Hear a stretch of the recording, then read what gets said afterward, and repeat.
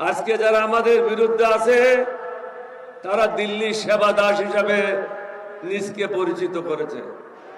সেবা দাসদেরকে আমরা বাংলাদেশের দায়িত্ব দিতে পারি না।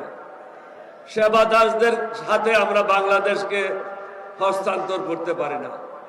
তাদের হাত থেকে দেশকে যে কোনো উপায়ে মুক্ত করতে হবে। মুক্ত করার একমাত্র উপায় হলো, আপনারা শুনেছেন বিএনপির মহাসচিব বলেছিল এই অগাস্টের মুভমেন্ট যেটা হয়েছে এটাতে আমাদের কোনো অংশগ্রহণ ছিল না।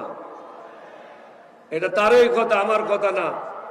তাহলে বিএনপি এখন যে অবস্থায় আছে এটা তারা চায় নাই, তারা হাসিনাকে চেয়েছিল।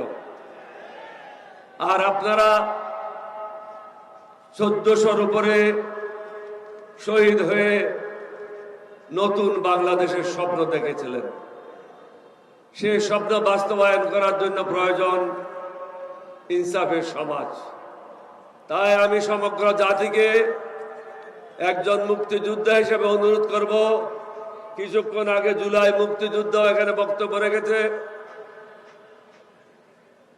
একটু চিন্তা করেন, নামাজে যান, সেজদায় যান, নিজের বিবেককে জিজ্ঞাসা করেন, আবেগে কাজ করবেন না।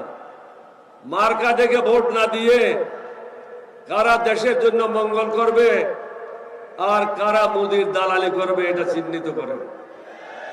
দালালদেরকে ভোট দিলে হাসিনা যেভাবে আপনাদেরকে অত্যাচার করেছিল অনুরূপ ভাবে অত্যাচারিত হবেন।